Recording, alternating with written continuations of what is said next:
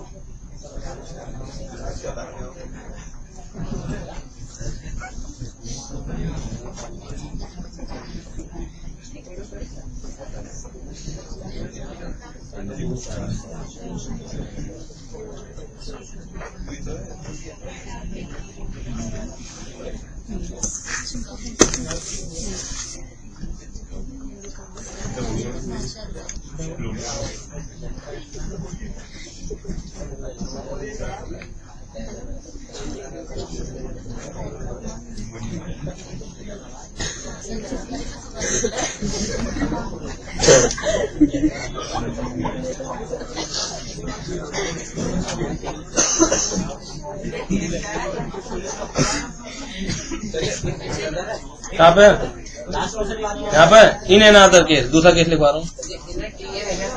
इन अब तो बोल दिया इन।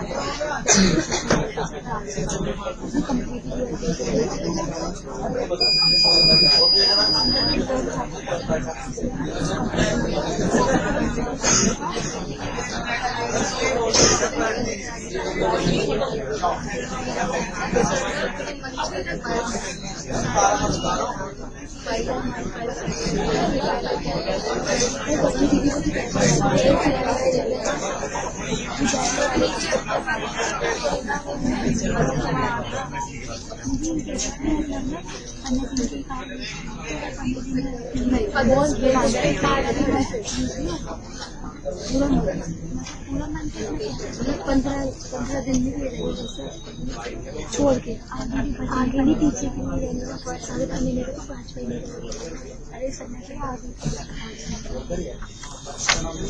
हाँ तो जो कहना चाहिए कुछ सही है, लेकिन ये तो 15 दिन की बात करें ना, आगे के 15 दिन का पीछे के भी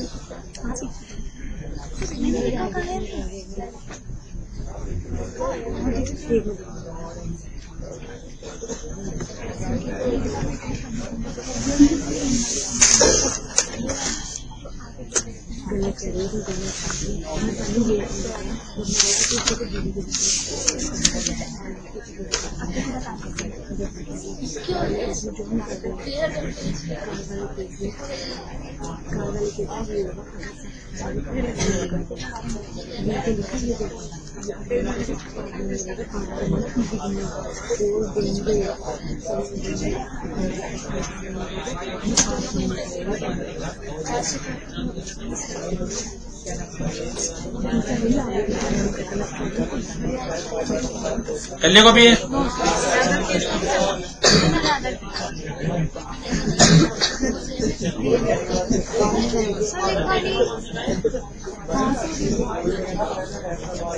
पेज नंबर 3.24 देखिएगा।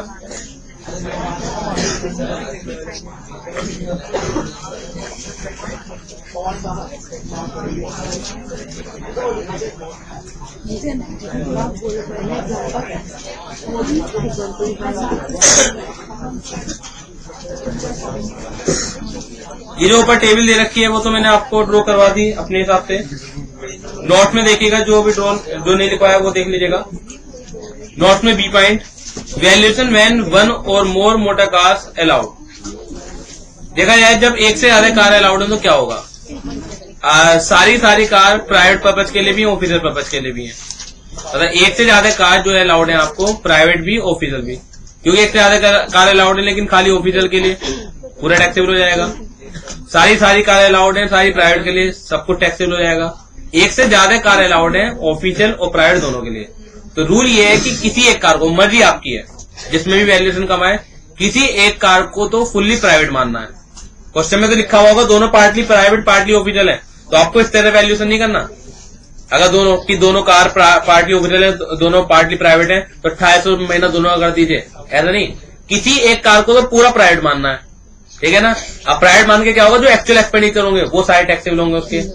और एक कार को आप पार्टली ऑफिशियल पार्टली प्राइवेट मान सकते हो। एक कार को आप पार्टली ऑफिशियल पार्टली प्राइवेट मान सकते हो, मर्जी आपकी है, क्वेश्चन में कुछ ना कहा जाए, ठीक है ना। तो जिस तरीके से टोटल वैल्यू कम आ रही है वो तरीका आप अपना लीजिए। एक से ज्यादा कार अगर पार्टली ऑफिशियल पार्टली प्राइवेट है तो एक कार को फुल्ली प्राइवेट मानना है। फुल्ली प्राइवेट मान के जो तरीका होता है वैल्यूएशन का वो लगाना है, एक्चुअल एक्सपेंडिचर टैक्सेबल करने हैं। और दूसरी कार में पार्टली ऑफिशियल पार्टली वाले रूल लगाए जा सकते हैं। देखिएगा B point, valuation when one or more motor cars allowed, where one or more motor cars are owned or hired by the employer and the employee or any member of his household are allowed the use of such motor car or all or any of such motor cars otherwise than wholly and exclusively in the performance of his duty. The procured shall be valued as follows. Any one car to be valued as if it were used partly for personal purpose and partly for official purpose. किसी एक car को तो ये वाला value लगानी है, और other car जितनी भी बाकी होंगी to be valued as if it were provided exclusively for its private or personal purpose. Question में तो लिखी हुई होंगी दोनों के दोनों car partly official partly private के लिए, लेकिन एक को मानना है, अब बाकी कारों को सारा क्या मानना है, प्राइवेट मानना है। वो मर्जी आपकी है, किसे मानो आप, वो मर्जी आपकी है। लेकिन क्वेश्चन में साफ साफ कह दिया जाए, जैसे इलेक्ट्रिशियन 19 है, देखिएगा इलेक्ट्रिशियन 19 को देखिएगा, valuation of car facility A is provided with the two cars to be used for official and personal work by the employer ABC Limited. Situation आ गई कि एक से ज्यादा कार एम्प्लॉयर क्या कर रहा है, ऑफिशियल और प्राइवेट पर्पज दोनों के लिए दे रहा है। The following information is available from the company record. Information ये है, पहली कार की जो कॉस्ट है 6 लाख रुपए, दूसरी कार की जो कॉस्ट है 4 लाख रुपए। रनिंग एंड मेंटेनेंस जो है बोर्न बाय द कंपनी है, पहली कार के लिए 40,800, दूसरी कार के लिए 28,000। सैलरी ऑफ द ड्राइवर है बोर्न बाय द कंपनी 24,000 पहली कार के लिए, दूसरी कार के लिए 24,000। द टैक्सेबल मॉनेटरी मॉल्यूमेंट्स ए 90,000, मतलब बाकी जो पैसा मिल रहा है 90,000 रुपए, उससे मतलब नहीं है मुझे कुछ भी। कंप्यूट द टैक्सेबल पर in respect of the car on the assumption car second is exclusively used by A. अब क्वेश्चन में इन्होंने कह दिया ये मानते हुए कि कार सेकंड को एक्सक्लूसिवली आप प्राइवेट पर्पज के लिए यूज कर रहे हो। इसका मतलब है कि जो कार 1 है वो पार्टली ऑफिशियल पार्टली प्राइवेट के लिए। तो हमें कैसे करना है, अगर आप कार फर्स्ट को पार्टली ऑफिशियल पार्टली प्राइवेट के लिए मानोगे तो रूल क्या होता है, आपको एक्चुअल जो डेटा है उन्हें ध्यान नहीं देना, फिर आपको एक्चुअल जो चीजें दी हुई हैं, एक्चुअल एक्सपेंसेस जो दिए हुए हैं उन्हें ध्यान नहीं रखना। रूल क्या है, क्योंकि कार की कैपेसिटी कितनी है दिया हुआ है, नहीं दिया हुआ, तो मान रखा होगा इन्होंने आंसर देते वक्त, ये मान रखा है कि 1600 सीसी से ज्यादा किया। आप ये मान लीजिए 1600 सीसी से कम की कोई दिक्कत नहीं है, जब तक कुछ नहीं दिया हुआ कुछ भी मान रखते हो आप। तो 1600 सीसी से ज्यादा की है तो उसके लिए रूल क्या होता है, 2400 रुपए पर मंथ, अब प्लस 900 रुपए ड्राइवर इंटू 12। कार सेकंड क्योंकि प्राइवेट माननी है आपको, तो वहां पर अमाउंट जो आपका स्पेसिफाइड है वो नहीं, जो एक्चुअल है। एक्चुअल में क्या है, रनिंग एंड मेंटेनेंस 28,000 रुपए, 24,000 रुपए ड्राइवर की सैलरी है, और 4 लाख का 10% डेप्रिसिएशन है। सिंपल सा कॉन्सेप्ट ही है।